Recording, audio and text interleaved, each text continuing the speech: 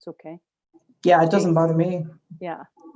Nothing bothers us, right? No, it's so late in the day. We're pros at this. Exactly. Live. We're We're live. live. We're live. Welcome.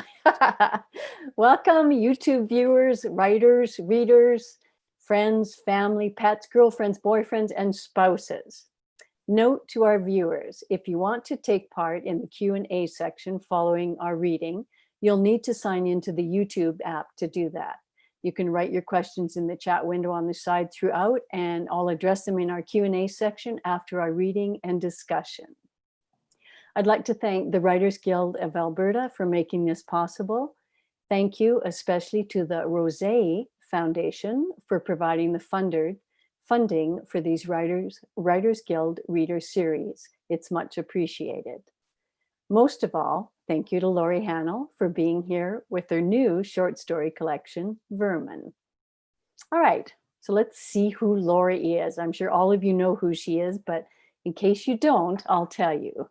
Laurie Hahnel is a renowned Alberta author. Her novels include Love Minus Zero and After You've Gone. She's written 2 short story collections, Nothing Sacred, which was shortlisted for the Alberta Literary Awards, and this latest, Vermin Stories. Her work has appeared widely in journals, including the Fiddlehead, Joyland, and the Saturday Evening Post, and has been broadcast on CBC Radio. She's currently serving as Calgary Public Library's 2020 Author in Residence. So if you have burning stories that you want Laurie to look at, contact the Calgary Public Library and make an appointment to chat with her. You won't regret it. And here now is writer extraordinaire Laurie Hahnel reading from her story, Vermin. Well, thank you, my editor extraordinaire, Lee Kvern. And I wanted to say thank you to everybody who has come out tonight to join us in our chat. It will be wonderful to see you, except I can't see you, but I appreciate the thought. So we're going to start out with a reading of the story Vermin, the title story from the collection. I'm going to read the whole story this time, so bear with me. And here we go, Vermin. Jürgen Koch has to be the worst cook in the world. So you wonder why he owns a restaurant and why he cooks in it. It's simple. He owns the restaurant because it was an easy business for him to buy in Tofino. When he came here on vacation in the 90s and did the West Coast Trail, he fell in love with Vancouver Island and spent the next 10 years saving up so he could move here from Germany. And he does the cooking himself because he's a cheap son of a bitch who won't pay a real cook. I'd love to tell my impatient customer this, but I can't. I love living in Tofino too, and I don't want to lose this job. Suck it up, sweetheart, I think. You don't look like you're starving to me. Actually, this guy scared the bejesus out of me when he first came in. He looks a lot like my ex-boyfriend Ray's Uncle Lloyd. Dead ringer for him. He spooked me enough that I wanted Dirk to serve his table, but of course Dirk was nowhere in sight. Probably out back, having a cigarette, listening to that techno dance stuff he loves on his iPod. I had to reason with myself, how could it be Lloyd? Lots of old men look like that. Short, leathery-faced, truck logo baseball cap, faded jeans held up around his skinny ass with a giant belt buckle. Once I went over and took his order and heard his voice, I realized he wasn't Lloyd. Couldn't be. What was I thinking? Becca, Jürgen calls from the kitchen. He's so cheap he can't even spring for one of those counterbells to ring when he finally has an order up. I'll have to get him one for his birthday. The pale, hard, half-hot dog bun Jürgen has toasted and smeared thinly with garlic butter rattles lonely and ungarnished on the oval plate as I set it in front of the man. Yes, this is what he's been waiting for all this time. He looks at me, about to say something, about to complain. I head him off at the pass. You ordered the garlic toast, didn't you? I ask, flash a flirtatious smile, flick the ends of my long, dark hair over my tanned shoulders. He flushes a little, glances at his tired-looking wife. A girl my age probably hasn't smiled at this guy since he was my age. Yeah, he says quickly, thanks. Another satisfied customer. Another disaster averted by my exceptional public service skills. I'll have to talk to Jurgen about a raise. Ha. One of the things I love most about this place is the ocean smell. Southern Alberta smells like cow shit and diesel and sour gas wells. The ocean smells of life and death, of rot and salt. I like to walk up and down Long Beach, feel the sand between my toes, look for whatever's washed up today. Shells, crabs, dead seals or birds, tires, driftwood, bottles. You never know what you'll find, different stuff every day. Dirk and I surf a lot. On the west coast of the island, we get some of the best waves anywhere. Surfers come here from all over the world. He usually uses a board, but I prefer body surfing. I need to throw myself against the water, feel the impact of my body against the waves. Is surfing addictive? I don't know. I do know that sometimes I only feel alive out here. Ray's uncle Lloyd lived on the section of land the family owned near Turner Valley in the rolling foothills south of Calgary. At one time, the family ranched there, but by the time we moved there, it was only Lloyd left. I wasn't ever sure what he did. The yard in front of his house was full of cars and trucks that he worked on some of the time. Mostly, I just saw him sit on the porch and drink beer and watch the cars that went by once in a while. Over the years, the family built different houses on the land and eventually abandoned them as they built new ones. Ray and I lived in the oldest house, on the other side of the barn near Lloyd's house. Lloyd must have seen the people coming and going day and night. Ray didn't think his uncle had any idea what he did. I wasn't so sure. Becca, Lloyd said, and grasped my hand a little too firmly, a little too long when Ray introduced us. That short for Rebecca? Yes, it is, I said, smiled tightly. No shit, Sherlock, and you can let go of my hand now. Lloyd didn't like Ray's dog, Junior. Junior scared the shit out of me the first time I saw him, too. He's a Rottweiler cross, and crossed with a moose, I think. He's black and tan, muscular, huge. Luckily, Junior loved me from the second we met. He came and lay at my feet, and I rubbed his tummy, and that was it. He was devoted to me from then on. Followed me everywhere. I'd never had a dog before, had no idea how loyal they can be. It's kind of cool. Ray decided we should move out to the family's land after a friend of his got busted in Calgary. Don't get the wrong idea about Ray. He didn't always sell dope, at least not full-time. He impressed me when I first met him. He worked as a roofer, made good money. He talked about going back to school part-time, picking up some courses, starting a business. I liked that he had a plan. But after he hurt his back on a job, he put in a claim for compensation and waited, and when they did settle, he got almost nothing. Hey, a guy's got to live. Still, after a while, I realized my boyfriend had become a dealer. I wasn't sure how I felt about that. He always said it was temporary, but he'd been doing it almost a year, and I never noticed him looking for a job. Plus, once he started working at home, he let himself go. His construction worker's physique got all soft, he let his hair go all wild, and he got into some kind of freaky Fu Manchu thing with his mustache. The idea was to intimidate people, I guess. I just thought he looked like Lemmy from Motorhead. Ew. Worse, unless he was making a delivery, he hung around the place all the time. He started to remind me of Lloyd, maybe a cross between Lloyd and Lemmy. Creepy. What happened to all your plans? I asked him after a while. You know, going to school, starting your own business, all that. Well, I kind of have my own business now, don't I? Yeah, an illegal business. Come on, Becca, give me a break. You know it's just temporary. Is it? I don't see you looking into courses or anything like that, or looking for another job even. Get off my back, okay? As for me, I worked waiting tables evenings at a diner in Turner Valley. Got me out of the house, I guess. I would have rather done something else, but there wasn't much to pick from.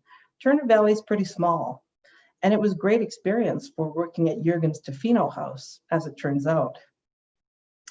Ray got up early one morning in June to go to Calgary to make a delivery to one of his better customers.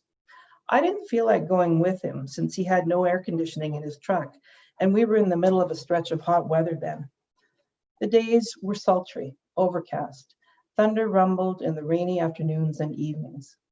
I thought I'd get out early in the morning and take Junior for a walk while it was still reasonably cool. Besides, I didn't feel like hanging around with Ray's pothead friends. When Junior and I went by Lloyd's place, I saw him take something out from under the eaves of the old barn near his house and throw handfuls of it against the wall, hard. When I got closer, I could see that it was birds. He scooped baby birds out of nests that lined the eaves and threw them against the wall of the barn. Dead baby birds lay all along the bottom of the wall where he'd already been. Barn cats gorged themselves. "What are you doing?" I asked. "Sparrows, vermin. I'm getting rid of them." "You're throwing baby birds against a wall." I watched him shoo the cats away, fill a shovel with birds, throw them into a big slough swollen from the rains at the bottom of a slope behind the barn. "They're filthy, shit all over everything, damage the crops." "What crops? You're not growing anything." He squinted at me for a minute. "I don't need vermin on my property." Sparrows screeched as Junior and I walked away. Funny, I hadn't noticed them before, and now the sound was deafening. The sign outside Jürgen's Tofino house says "Best Fish and Chips on Vancouver Island." Of course, every restaurant on the island has a sign that says that. Some of them claim to have the best fish and chips in the world. Well, I wouldn't say we have the best fish and chips in the world or on the island. If it was up to me, the sign would say the food probably won't kill you, or maybe lunch usually doesn't take more than 2 hours, or something like that. It also says specializing in West Coast cuisine.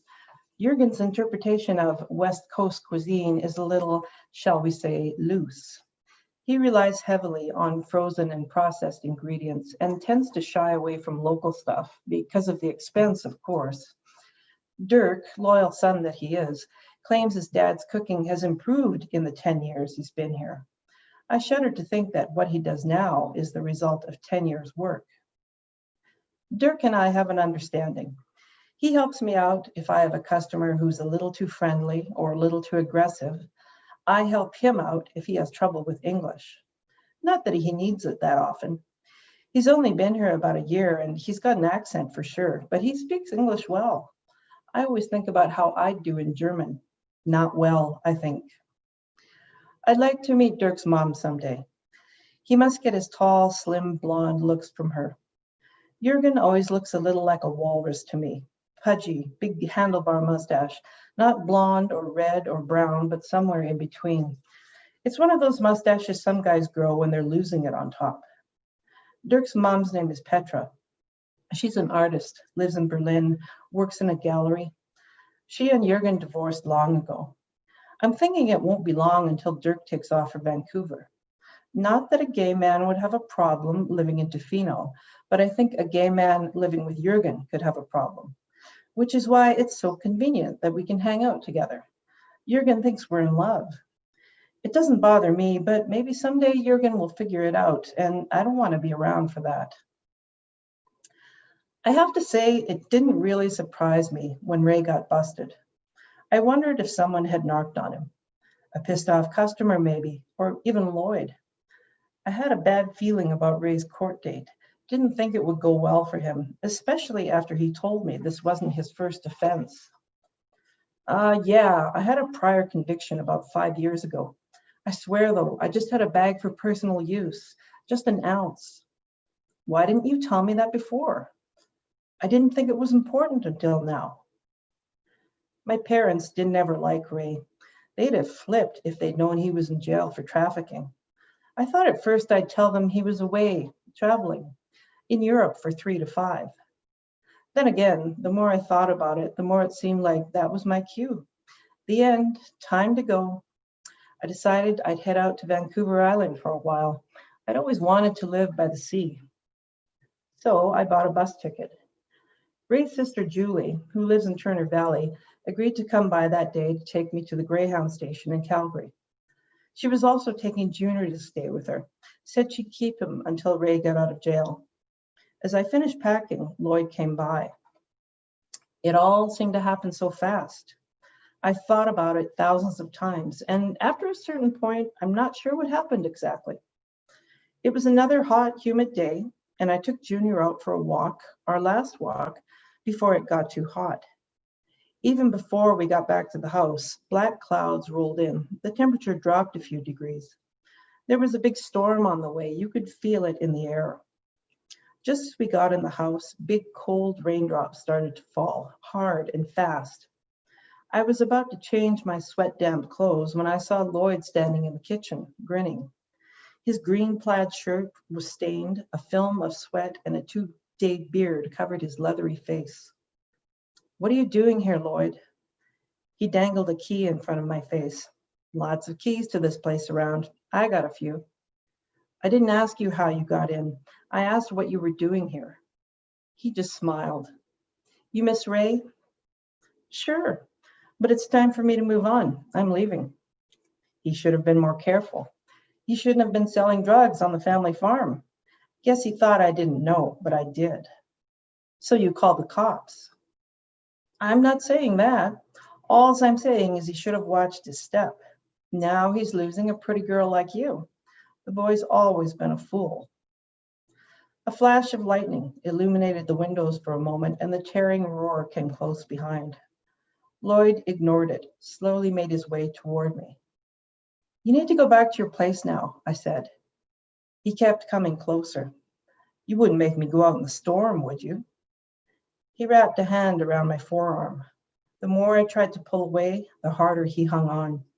Black grease stained all the creases in his hands and around and under his thick yellow fingernails. I smelled his sweat, the alcohol on his breath, his grimy clothes. "Junior," I called quietly. I immediately heard the click of his claws on the floor behind me. I looked into Lloyd's eyes for a second before I said, "Get him, Junior." As soon as Junior growled and started to lunge, Lloyd was off like a greasy little rocket, out the front door and heading in the direction of the barn. I didn't think he could move that fast. He wasn't fast enough for Junior, though. I watched at the front door as the dog caught up with him. Junior's jaws caught him by the back of his upper thigh, pulled him to the wet, slippery ground. Lloyd screamed, "Call him off! Call him off!" He screamed like a girl. I had no respect for that.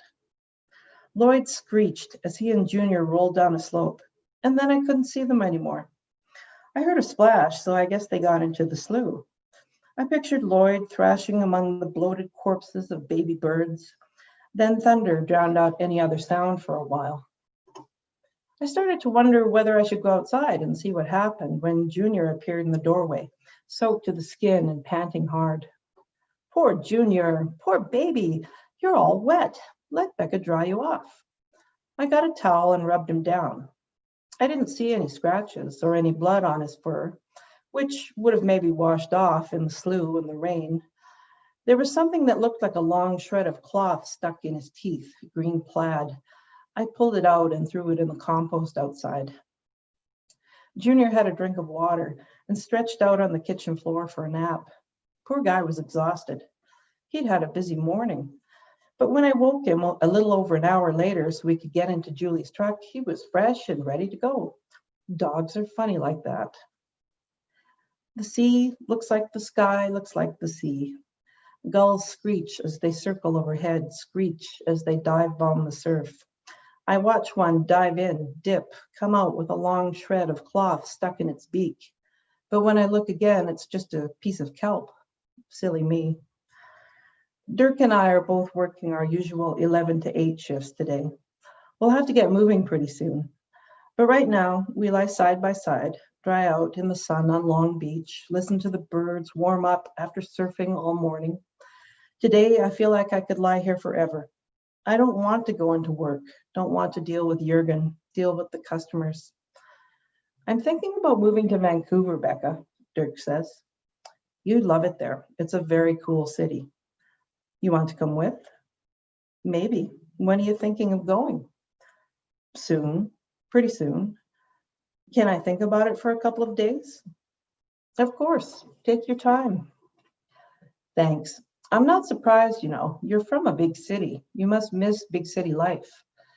"I do, yes. What about you? Do you miss Alberta?" I think about that for a minute before I answer him. A little, sometimes. I don't miss much about Alberta, really, except for maybe Junior. And that's the end of the story. Yay. Awesome. Yay. Thank you. Thank you. Thank you, Laurie. What a rare treat to actually hear a full short story from a It's writer. true. It's true. You don't usually get that chance. So there you are. don't. Yeah, that's a real treat. Thank you, Laurie. That was awesome. Oh, So my pleasure. Let's talk about this book. So as Laurie said at the beginning, I was editor on this book. I've been editing for our publisher that we both share for a couple years. And they asked me if I wanted to edit a short story collection. And I said, sure, because I'd done short story collections in the past. And they sent me the book, and lo and behold, it was Laurie's. And that it was odd because I mean, Laurie and we're not just writers in the community, we're also friends. We read each other's work. We've been friends for a decade. And so the idea of editing someone close to me was daunting. And I almost thought I was going to turn it down. And then I started looking at the collection and realizing that Laurie had published, I mean, how many stories are in there? About 16? I can't 16, remember. I think. Somebody asked me that last time and I had no idea because we started out with 22 and we cut several out. So I think 16, 17 sounds right. Yeah. Yeah, and pretty much all of those had been published in literary magazines or in, online or wherever. So I mean, the idea of editing you was minimal on my part. I mean, the stories were so polished, and so it was just a real treat to work with you, and not how I thought it would be. One of the decisions I wasn't involved in, and I'm curious on your part, Laurie, is Vermin is the title story of your short story collection. And why this particular story? And did the publisher weigh in on that decision, or was that yours alone as the writer? That was my decision. And when I sent the manuscript to them last fall, that was the title I had chosen, based obviously on that story. I chose that as the title because I feel like Vermin is probably the strongest story, or one of the strongest stories in the collection. And more than that, I felt like that simple one-word title was intriguing. It's a provocative word. And, as it turns out, I think it also lends itself fairly well to, a graphic treatment. I think it's quite an arresting word in terms of the cover design. So, I mean, I wasn't really thinking about that part of it when I chose that as the title, but I just thought it's a striking word. It's going to make people go, well, what the heck is that all about, right? And I hope it has that effect. Oh, definitely. Yeah. Yeah. No, it's that's why I was curious about, how you came to that decision, because it is such a succinct word, and it just, I mean, visually it's perfect on the book. It just, I would look at that book in a bookstore. That would be one of the books I'd be drawn towards. I might wonder what it was about, but it does say stories in the corner, so that's good, right? Yeah, exactly. And I would argue with you that yes, Vermin is a strong story, but you have many strong stories in this short story collection. Oh, wow. Seriously though, I mean, I know from my own short story collection, I've got some weak ones. Yours is very solid. Like from an editor standpoint, you were just a dream to work with. Oh my gosh. You Oh seriously though, I mean, the editing, and anytime we discuss things or talked about things, you were so open to, suggestions or questions if I had questions, and that was a real treat. I mean, sometimes you act as an editor and people don't want to change anything, and it's yeah, you kind of wonder what you're doing there, but I didn't feel that way with you at all. I'm curious, how was it for you having a friend edit your book? Well, so I think that I told you and Barb Howard and Betty Jane Hegarett the news of, the acceptance of the short story collection pretty shortly after I found out. And we were kidding around, and I said, "Oh, maybe you'll be my editor." And I didn't really think that would happen, but I was happy when I found out. But I also thought, well, what is she going to be like to work with as an editor? And one thing I thought that I was totally wrong about, but I did think I'm probably going to have a lot of work to do, because we're friends, we're colleagues, but I think that our writing styles are quite different. Mhm. But, as you would expect two different people to have different writing styles, I find that your work is very visual, and it's very it's very image rich. My work is not like that. It's not quite as you tend to focus in on something and give us like the whole picture unfolds of this thing. I always think of your stuff as kind of being like a mosaic. You get all these little images that sort of build a picture, and I don't have that much imagery, so I thought she's going to make me put all this imagery and she's going to make me write the way she writes, but that was wrong. That was totally wrong. You were great to work with. You were very responsive to any questions or concerns that I had, and I liked the way that you parceled out the work. You didn't just send me this big plop of big manuscript with a bunch of red lines and stuff on it. Like, I got one story at a time, and we worked on them in little chunks, and that it worked really well for me. So it was delightful to work with you. I would work with you again in a second. Well, conversely, can you be my editor on my next book, Laurie? Oh, yeah. I like your description. Get this in writing. Let's get this in writing. Come on. Yeah, there you go. There you go. Yeah, no, I really respected our differences. I mean, your writing has such a voice and a nuance. And what I particularly love about this short story collection is they're all female narrators, I think, right? Yeah, they're all female. They are. Yeah. Yeah, which is awesome, especially in this day and age, just to have, females representative in every story in different ways. And what I liked in particular about your writing is how you link your narrators to music in some way, not necessarily in Vermin, in the title story, but all the other stories. There's a link between the narrators and the music of the time, or the narrator is a lover of an historical musical figure. Can you talk about that, what your interest is? And yeah, that's very true. I mean, almost all of these stories have some connection with music in one degree or another, but several of them are actually about real life musicians. And there's also one about a real life artist, Tom Thompson. And all of these stories that involve real life figures, I have chosen to tell them from the point of view of the wife or girlfriend of one of these real life people. And, on reflection, all of these people, all of the artists or musicians that I've written about are people who died young. And I think what I'm really interested in is, what was the impact on the women in their lives after losing their partner at such a young age. And again, thinking about this earlier today, I thought, well, what is it about that scenario that fascinates me or kind of obsesses me? I wonder if it goes back, this is going to sound silly, but I kind of wonder if it goes back to John Lennon.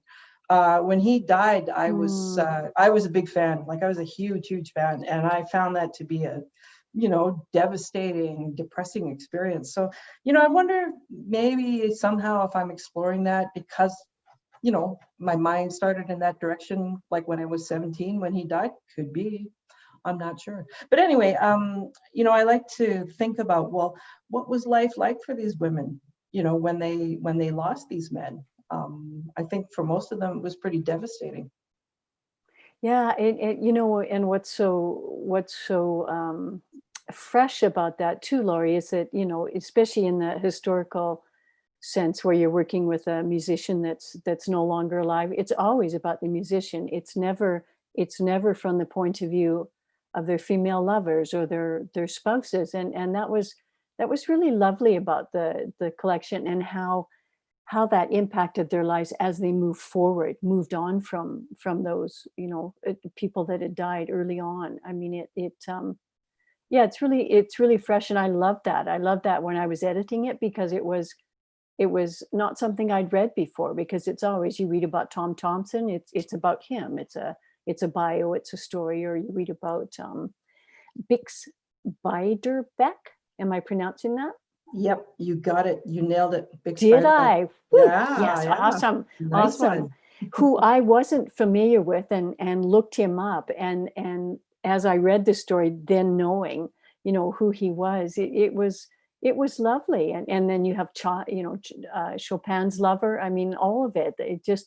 I love the theme that runs through it, but I love that it's from the women's perspective. That to me was just really wonderful to work with you on that. And I had very little to say about it. You were a master on the page. Oh my goodness. Well, thank you, Lee. I'm really glad that that aspect of the collection appeals to you. Sometimes I felt, while I was looking for a home for this book, like maybe those historical stories were a liability. But, Mm-mm. I'm hearing not. I'm hearing not on that one. I think that people are enjoying the historical stories quite a bit. Oh yeah. In fact, when the publisher and I were talking back and forth, they chose that book based on those historical stories and figures, which I thought was awesome. I think that's awesome too. Yeah, yeah. So no, no, that's good. Okay, what else? What else do we want to talk about, Laurie?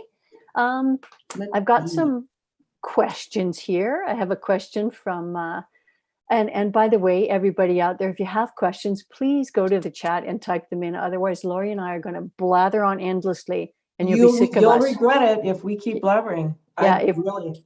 exactly. So ask Laurie really tough questions too. No, Really put her on the spot. Make her think. no, I'm tired of thinking.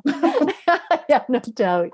All right. We have a question from Sean Hunter, who asks, how do you go about choosing the order of short stories in a collection?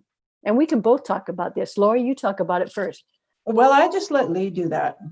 No.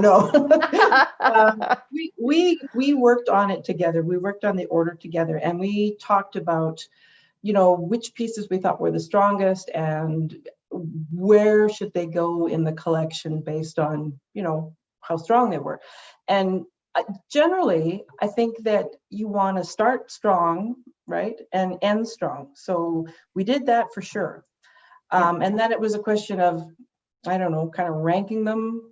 Did we kind of rank them a little bit in terms of strongness and then decide where they should go? Or maybe it was a less mathematical I process don't than think we were that. quite that mean about ranking your stories, Laurie. I don't know. It was so long ago. It was months ago. But I mean, yeah, you want to have a strong story at the beginning, a strong one at the end, Yeah. right? And Yep. yep, and all the crappy ones in between, right? Well, crappy is not the right word. I would say you want, yeah, definitely you want to start strong, you want to end strong, and how the middle of the book goes. It seemed to me that we talked about kind of the kind of going between the current stories told in the present, and then historical, and kind of Yes, flipping, so that there yes, we was did. there was diversity and variety, and you didn't have to read in any particular order, that you could just basically pick up the book and open to a story, and go from there. So, and again, I mean, you had it well laid out by the time I got to the manuscript, because so many of the stories had been previously published. It was really, really easy to do that. Although it was really helpful, I think it was your suggestion of not having the historical stories all in a row. Like, we did try to mix them up a bit, just so, I think partly so that people wouldn't get the idea when they started reading it that it was a book of historical fiction, because I mean, although it contains some historical fiction, it's not all historical fiction, right? So Yeah, exactly. Yeah. yeah. And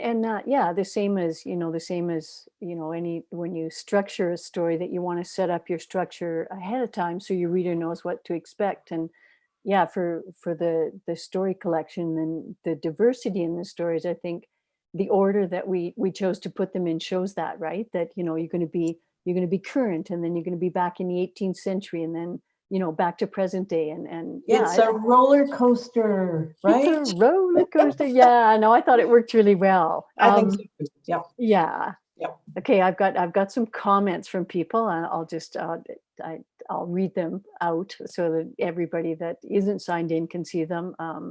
Ellie Bryan says, "Great reading, Laurie. Fantastic story." Oh, thanks. Yes. Heidi Klassen says, "Great story, Laurie. It reminded me of my old Roddy Excellent. Junior." Um, Cindy Morris. Here, the voice of reason. 20 stories. Cindy. Thank Cindy you is for in counting. possession of the book. She picked it up today. She says now she'll be able to read it through hearing Laurie's voice. Aw. That I was talking to my Zoom class today. We're doing a short story course, and we were talking about the difference between hearing a writer read their story. It's so much about the tone. I mean, Oh, yeah. there's a lot of humor in Vermin in particular, and I've not heard you read that live. There's a lot of humor, sort of, it's kind of ironic or And sardonic, it's in the right? character's voice. I mean, it's not Yeah. necessarily in what she says, but it's in how she says it, right?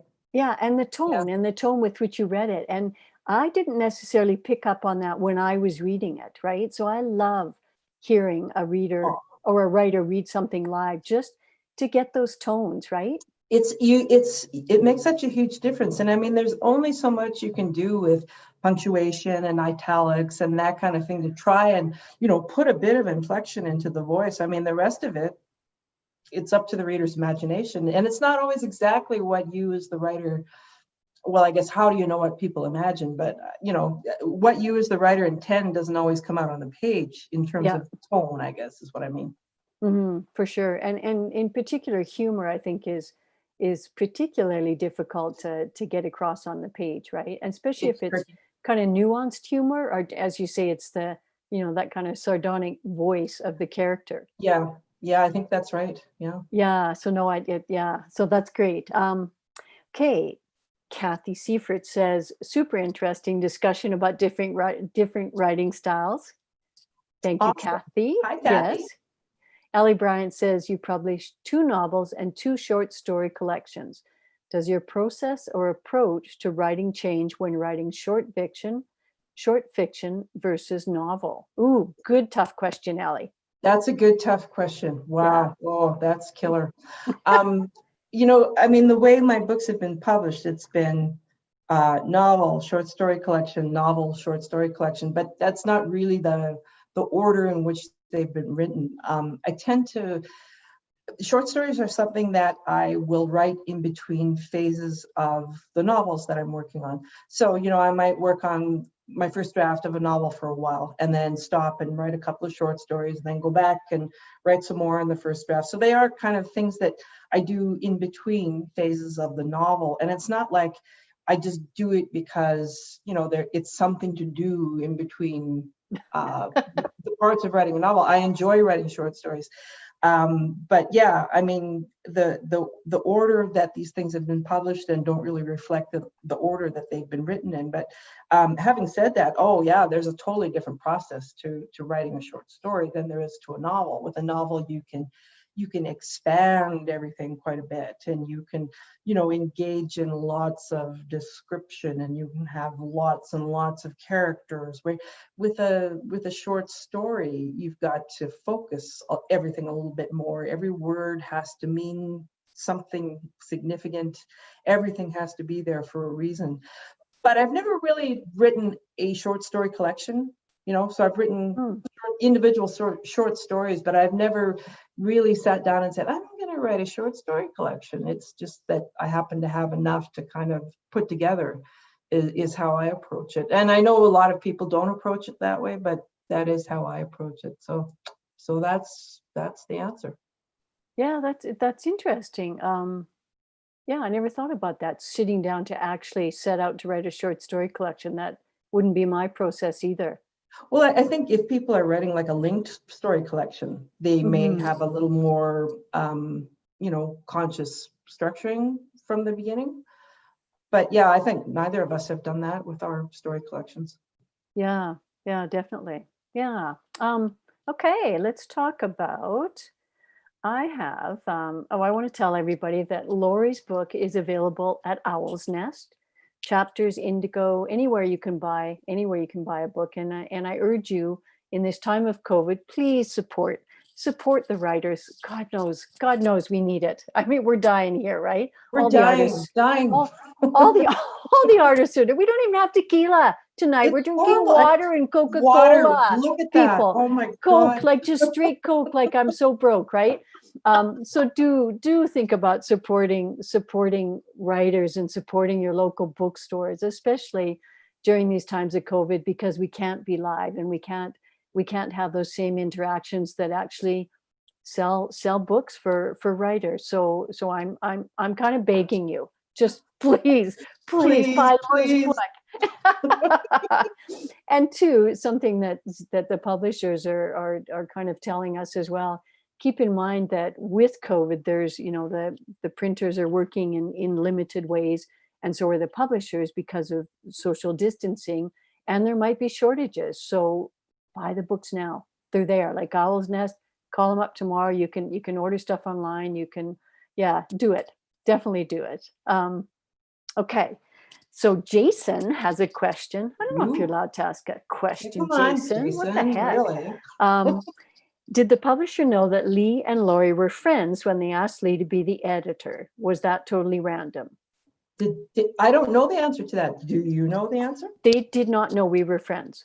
No, they knew we were both Alberta writers. They didn't know, if we traveled in. I think because I don't think it wasn't again until they sent me. I'd already agreed to do a short story collection, and they sent me your manuscript, and then I had a conversation with them and said, you know what, we're not just writers in the community, we're also friends. Does that matter to you? And they had, I mean, Great Plains is it's two women that are running, three women that are actually running Great Plains, and they're wonderful. They're They're wonderful to so work great, with. so great to work with. Yeah, yeah. Yeah, and that was your experience too, right? Like and Absolutely. Yeah. super receptive. Like if you email them, they get back to you within the day, which I love. Right. Imagine that. Yeah. Yeah. Yeah. You're not waiting like a week, in between Right. conversations and stuff. And that's kind of what I love about working with them and because we had conversations around that, me being Laurie's friend, and were they concerned about it? And they weren't. They just asked me. They said, "Are you okay with it?" And again, once I started to look through the collection and just, realized how polished it was. They actually Oh, didn't need me, but don't tell them that, Laurie. Don't tell them they didn't need okay. I me. won't. I won't. But I think they did need you. Yeah. Yeah. well, no. That's good. Yeah. And Jason is also informing me that Owl's Nest, ooh, yeah, this is big, has signed copies. They do. They do. Yeah. So Yeah. you need signed copies for Christmas present, one for you and one for your mom or your aunt or your cousin. Everyone in your bubble, right? Yeah. Every person in your little cohort, which is only 6 of you, but yeah. Okay, so let's see. I don't see any more questions at the moment. So I have some little quick round questions for Laurie, and I stole this from a Cambridge podcast No about. way. I did. Do I have Professors to answer actually. with an English accent? That would be more authentic. I Can you do can't. that for us? I can't. No, I can't. Sorry. All right. How many books have you written to date? 5.5. Half. Half. I'm not done the sixth one yet. Wow. You are prolific. That's awesome. I guess. But I mean, I've been around for 5.5 decades, so it's only fair. There you go. You started writing when you were 10, right? Exactly. Yeah. Yeah. Yeah, exactly. Ellie Bryan has already kind of touched on this. Short stories or novels, preference? I can't pick both. It's like asking which is your favorite child, right? I can't decide. You don't have a favorite child? But my boys aren't watching this. You're both my favorites, right, Laurie? Both your Exactly. favorites. Exactly. That's Exactly. right. Where do you write? I write at home It's a little different right now than it was before because I used to have an office at home, but now my husband is using it. So I'm writing in the dining room these days. And do you have quiet to write in? Mostly. It's not bad. Oh, okay, perfect. Yeah. Coffee, tea, or something stronger while you write? Coffee, please. Coffee, must have coffee. Yeah. Nice, nice. Do you write anything by hand? Sometimes I do. If I have a scene that I feel like I'm not connecting with the visual part of it very well, or if it's like a lengthy passage of dialogue that isn't coming out the way I want it to, I will use pen and paper to do that. But no, otherwise it would just take me, 1,000 years to write a novel. So I can't do it. Right. Yeah, that's awesome. Planner or pantser? I plan to pants. Okay, you're gonna have to explain that. I haven't heard that one. Well, I've always been a pantser, so I kind of like plan to work with it. I pants for the first draft, and then I plan through the second draft. Does that make sense? Wow. Yeah, totally. Yeah. I think that's a solid process. Get it down It first works. and then see what you have and get it in order. Yeah. So far, so good, right? Seems to be working. You're on book 5.5, right? Book 5.5, right? Exactly. Right. Morning, afternoon, or evening to write? I write in the afternoon, and that's a habit that comes out of my kids' nap times. When my kids were little, the only time I had to write was when they were sleeping, which is like right after lunch. And I'm a creature of habit. I've just kind of kept that space. It seems to work for me. So now that your kids are grown, you can roll out of bed at noon and start writing? Exactly. Yeah. Perfect. Have my first cup of coffee at like 1 o'clock. Oh, right. And then the martini. Exactly. Exactly. Yeah. Music, radio, or silence? I listen to music anytime except when I'm writing. I cannot listen to anything when I'm writing. If I have music on, I just stop writing and listen to the music. It's too distracting. So got to be silent, but I love music. So listen to it a lot. That's evident. Daily word count? If I'm chugging away on a first draft, if I'm just like, in composing mode, I try to get about 1,000 words a day. But sometimes I do, sometimes I don't. Very rarely, I might write a little bit more than that. 1,000 is about all I can do in a day. Mm-hmm. How long do you write for when you sit down? Most days, 2.5, 3 hours. That's about enough. I start to peter out at that point. Yeah, it's intense. Writing's intense. It's tough on the brain. Yeah. It's very, very hard work. I really don't know how we do it. Seriously. Because you're amazing, Laurie. Well, you too, Does anyone else read your work before you send it out? Usually, not always. Once in a while, I will just, blast something out without having a second set of eyes on it. But yeah, I usually get somebody to read it. Mm-hmm. Did your hubby read your work? Is that a bad question? I got him to read an early version of my first novel one time because I didn't really know any writers then. So I'm like, somebody has to read this. So I bugged him. I said, "Will you read this manuscript?" And the manuscript. He finally did. And I said, "So how was it?" And he said, "Good." And that was all he said. Nice. I learned after that I had to get to know some other writers so I could, get some feedback. Spare the husband, save the marriage, right? Bingo. Yeah, exactly. My husband only reads my stuff out only if it gets out there. If it's still sitting on my desk, it doesn't get any eyes. But yeah, probably a wise policy, I think. Yeah, I think so. Which author, I always find this a difficult question, has been your biggest influence on your writing? I find this one easy because if people say which writers have influenced you, but you just say which writer. Mm-hmm. And Alice Munro, I think she's kind of the beginning and the end for me always. read her for a long, long time and admired her work. And yeah, she's my hero. Wow. I Yeah, love that. Yeah, she's amazing. she She is. would be my pick as well. There you go. Yeah. No wonder Good. we're friends. Exactly. No wonder we're working on this book together. Favorite point of view?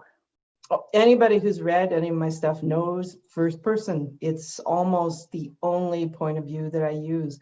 Sometimes I try to do things in third person and it just doesn't, I don't like it. So first person, yeah. And what do you like about first person? What is it, in particular, that you're drawn to? I feel like it's the easiest way for me to get into the character. I Hmm. mean, if I can write with that I voice, it helps me to be that person. It's Yeah. as simple as that for me. Yeah. Yeah, and two, I mean, as a reader as well, whenever I read first person, I'm just in there right away. Yep. Like Yep. it's intimate. It just draws you in, right? I agree. Yeah. Yeah. Very, Now, very if immediate. I wonder if you might, sometimes have a reason to write in third person. If you wanted to be detached from the characters or the story for some reason, you might want to use that. But I haven't come across that situation yet. So maybe I will sometime. That's funny. I'm not sure that I was aware of that when I was editing the collection, that it was was it all first person? It's all first person. Wow. Yeah. Well done, because you mixed it up obviously enough that I didn't even notice it was all. I mean, again, I I was just fooled you. in, I right? fooled you. You fooled me, Laurie. You totally did. All right. Do you believe in writer's block, and what do you do if it strikes? I do. I mean, sometimes I think that writer's block is related to maybe what's going on in your life, if you're stressed or, if you're overworked or something. But yeah, I mean, I have had that experience myself. And if it does strike, I take a break, just take the pressure off and try to do something else for a while. And that usually helps. Or free falling, do a little free falling, and that can kind of get the juices flowing. If you really find that you're stuck and you just don't know what to write about, free falling always seems to be a way back into it for me.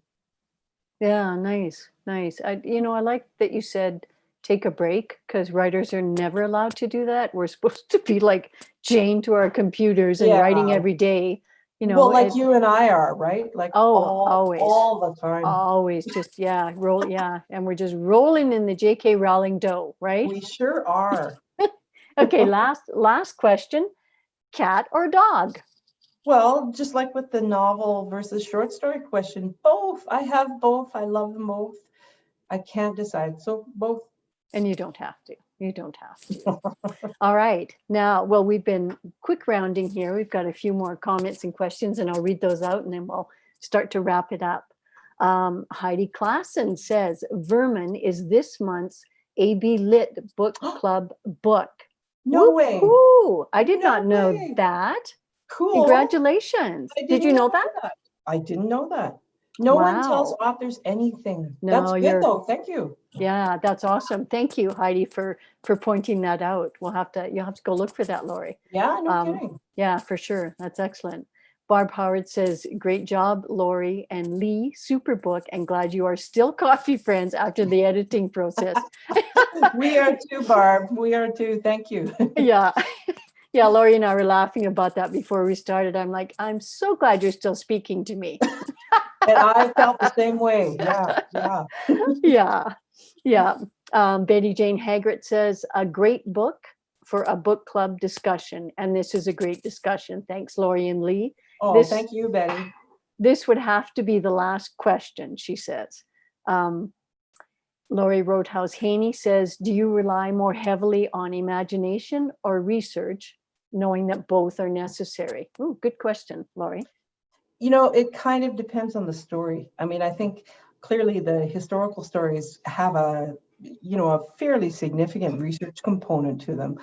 But in order for it to be a historical story and not just a historical anecdote, I mean, the imagination has to be engaged. So I think with each individual story, you could probably sit down and figure out, okay, like it's 38%, research and some other number that I can't do in my head, imagination. I think it's different from story to story, I guess is what I'm trying to say. But they're both very useful in writing stories. So I have a question just further to that. Do you, when you're thinking of, I know that this novel that you're working on now is historical fiction. Yes. Do you do the research first and then you start the writing, or do you begin the writing and then start to delve into the research that you need in order to pull it? Well, the novel I'm working on is based on the life of Clara Schumann, who was a 19th century composer, pianist, and performer in Germany. And I haven't really written a straight historical novel before. And what I found was that I did research for a year, and then I started writing the first draft. And I finished the first draft just this summer. And now I think I'm going to have to do some more research. So, like, this could go on forever, really. At some point, I'm going to have to just say, I've done enough research. But when you're writing a novel based on somebody's life, there's a lot of information you have to gather, right? Mm-hmm. So yeah, I don't know.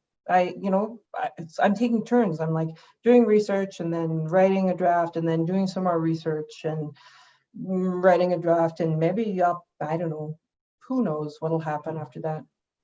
Well, More I research. know I know that part of your research for that book, that your trip to Germany is on hold because that's part of your research that you got a grant for. And Yes. I'm crossing my fingers that you will get to go to Germany at some point so that you can live and breathe it, right? Thank you. I was supposed to go in May, and then yeah, we're hoping sometime next year, maybe the year after. Who knows? Can't you I just drive? If you drive, then you don't have to quarantine, right? Because if you don't fly, Hey, that's a good idea. It wouldn't take very long to drive over the ocean. Good idea. exactly. Yeah. It'll All happen. right. All right. Well, thank you. Well, again, thank you everybody for coming out. Yes, thank you very much. Much Yeah, appreciated. that's awesome. We can all wave goodbye to each other, even though you can't see us. Everybody wave goodbye just to feel good about it, right? Bye. Thank you so Bye. much, Laurie. Thank you everybody for coming out, and thank you for your questions and your comments. It's nice. We can't see you, but we know you're there, and we appreciate it. Thank you, Thanks, Jason, everyone. for being our host. Thank you. Good night. Good night.